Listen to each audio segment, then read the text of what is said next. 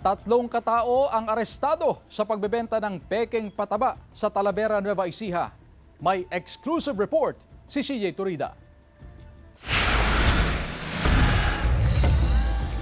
Arestado ang tatlong katao matapos mahulihan ng mga otoridad ng pekeng pataba sa barangay San Ricardo, Talavera, Nueva Ecija. Nagtuhan ng mga sospek na kinabibilangan ng ahente at dalawang helper na nagkakarga ng sako-sakong pataba sa truck. Magkatuwang ang Talavera Police at Fertilizer and Pesticide Authority. Sa operasyon, nauna rito nagreklamo ang may-ari ng isang kumpanya na pinipeke umano ng mga sospek ang kanilang produkto. Ayon sa kumpanya, suspendido ang paggawa nila ng pataba simula pa noong Mayo. Pero ikinagulat daw nilang may mga kumakalat pa rin silang produkto na ibinebenta sa murang halaga.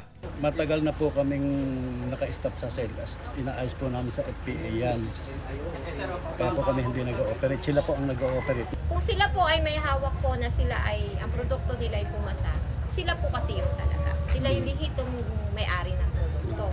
Pero po kung ito po, kung magpapakita po sila sa amin na ito po ay pumasa din, ang tanong ko po, kanino po nila pina-analyze? Para makatiyak, bumili ang kumpanya ng pataba at agad ipinasuri sa FPA at doon napag-alaman na peke ang produkto. Agad silang nakipag-ugnayan sa otoridad upang isagawa ang bypass operation na nagresulta sa pagkakahuli ng mga suspect. Right now po, imbestigahan po natin ito at alamin po natin kung saan po yung source po nito. 260 bags ng mga pekeng pataba ang nakumpiska sa operasyon. Nagkakahalaga ang mga ito ng 258,000 pesos. Mahaharap ang mga nahuli sa reklamong paglabag sa Intellectual Property Code of the Philippines.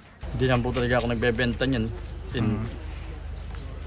Parang inutusan lang pong ibenta. CJ Torida, One North, Central Luzon.